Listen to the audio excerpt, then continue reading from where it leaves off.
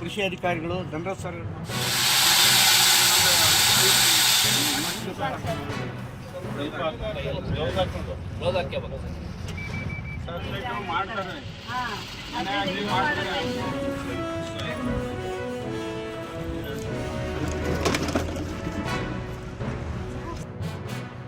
ಮಾಡಬೇಕಾದ್ರೆ ಆಳವಾಗಿ ಉಳುಮೆ ಮಾಡಬೇಕು. 1-1.5 ಅಡಿ ಕಬ್ಬಿಣ ನೇಗಿಲು ಹಾಕಿ ನಾವು ಉಳುಮೆ ಮಾಡೋದ್ರಿಂದ ನಮ್ಮ ಭೂಮಿಯಲ್ಲಿ ಅತಿ ಹೆಚ್ಚು ಪೋಷಕಾಂಶ ಅಂದರೆ ಮಣ್ಣಿನ ನೀರು ಬಂದ ತಕ್ಷಣ ಹರಿದೋಗ್ಬಾರ್ದು. ಭೂಮಿ ಯಾವಾಗಲೂ ಇಳಿಜಾರಿಗೆ ಅಡ್ಡಾಗಿ ನಾವು ಉಳುಮೆ ಮಾಡಬೇಕು. ಮತ್ತು ಬರ್ತಕ್ಕಂಥ ನೀರು ನಮ್ಮ ಭೂಮಿಯಲ್ಲೇ ಉಳ್ಕೋಬೇಕು, ಹರಿದು ಹೋಗ್ಬಾರ್ದು. ಜೋರು ಮಳೆ ಬಂದಾಗ ಬಿಡಿ, ಭಾಳ ಜೋರು ಬಂದಾಗ ಮಳೆ ಅದು ಯಾವಾಗಲೂ ನಮಗೆ ಪ್ರಾಬ್ಲಮೇ. ಆದರೆ ಈ ಮೀಡಿಯಮ್ ಅಂದರೆ ಮಳೆ ಚೆನ್ನಾಗಿ ಬಂತು ಅಂದರೆ ನಮ್ಮ ಮಳೆ ಕಂಪ್ಲೀಟ್ ನಮ್ಮ ಭೂಮಿಯಲ್ಲಿ ಹಿಂಗಿಸ್ಬೇಕು. ಅದು ನುಸಿಯನ್ನು ಹತೋಟಿ ಮಾಡಿ. ಕೆಂಪು ನುಸಿ ಬಂದು ನೀವು ಇವಾಗ ನೀವು ಈ ಬೇಸಿಗೆ ಕಾಲದಲ್ಲಿ ಯಾವ ಗೊಬ್ಬರದಂಗೆ ಹೋಗ್ತಿದ್ರೆ ಔಷಧಿ ಬೇರೆ ಬೇರೆ ರೀತಿಯ ಔಷಧಿ ಅದರಲ್ಲಿ ನುಸಿನಾಶಕಗಳಿದೆ. ಪ್ರಾಪರ್ ಗೈಟ್ ಅಂತಿದೆ, ಬಿನೆಜಾಕ್ಟಿನ್ ಅಂತಿದೆ, ಸ್ಪೈರಮಿಸಿಫೆನ್ ಅಂತಿದೆ, ಆಯಿತಾ. ಆಮೇಲೆ ಎಕ್ಸಿಟೈಸಾಕ್ಸ್ ಅಂತಿದ್ದಾವೆ. ಈ ರೀತಿ ಅನೇಕ ರೀತಿ ನುಸಿನಾಶಕಗಳಿದೆ. ಅವನ್ನ 1.5 ರಿಂದ 2 ಮಿಲಿ 1 ಲೀಟ್ರ್ ನೀರಿಗೆ ಬೆರೆಸಿಬಿಟ್ಟು ಅದಕ್ಕೆ ಸ್ವಲ್ಪ ಗಂಟು ವೆಟ್ಟಿಂಗ್ ಏಜೆಂಟ್ ಅನ್ನು ಹಾಕಿ ಸಿಂಪಡಣೆ ಮೇಲೆ ಕೆಳಭಾಗಕ್ಕೆ ಆಮೇಲೆ ಮೇಲೆ ಮಾಡಿ.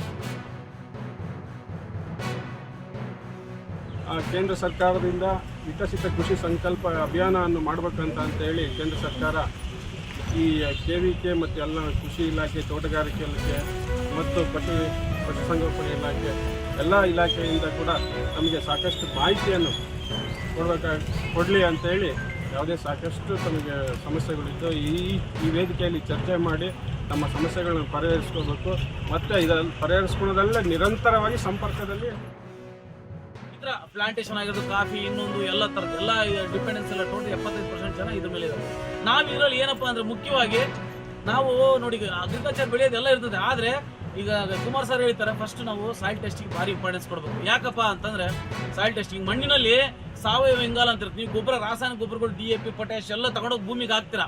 ಆದರೆ ಅವು ನಿಮ್ಮ ಗಿಡಗಳು ತಗೊಂತ ಇದಾವಿಲ್ಲ ಅನ್ನೋದು ನಿಮ್ಗೆ ಗೊತ್ತಿರೋದಿಲ್ಲ. ಮತ್ತೆ ಗಿಡಕ್ಕೆ ನಾವು ತೋಟ ಅಡಿಕೆ ಮಾಡ್ತೀವಿ, ಅಡಿಕೆಗೆ ಎಷ್ಟು ಪ್ರಮಾಣದಲ್ಲಿ ಬೇಕು ಪೋಷಕಾಂಶಗಳು ಅನ್ನೋದು ನಮ್ಗೆ ಗೊತ್ತಿರಲ್ಲ. 1 ಮ್ಯಾನ್ ಕಮಿಷನ್ ಅನ್ನ ಅಪಾಯಿಂಟ್ ಮಾಡಿದ್ದೀವಿ.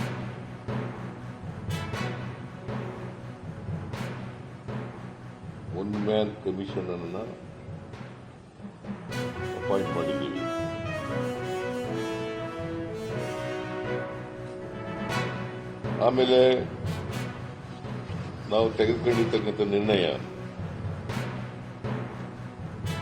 RCP ಮೇಲೆ ಮತ್ತೆ ಇವೆಂಟ್ ಮ್ಯಾನೇಜರ್ಸ್ DNA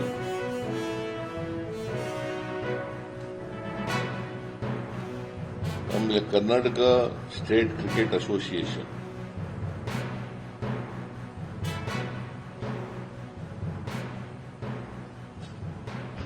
ಯಾರು ಇವುಗಳನ್ನು ಪ್ರತಿನಿಧಿಸ್ತಾರೆ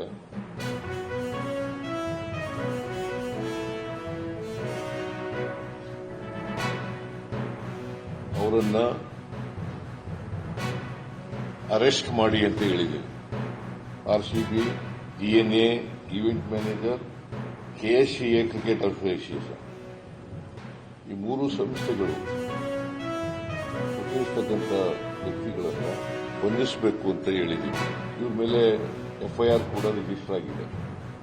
ಆಮೇಲೆ ಇನ್ನೊಂದು ತೀರ್ಮಾನ, ಕಬ್ಬನ್ ಪಾರ್ಕ್ ಪೊಲೀಸ್ ಸ್ಟೇಷನ್ನ police inspector, station house master, station house officer ಮತ್ತೆ ಆ ಭಾಗದಲ್ಲಿ ಬರ್ತಕ್ಕಂಥ ACP, ಸೆಂಟ್ರಲ್ DCP,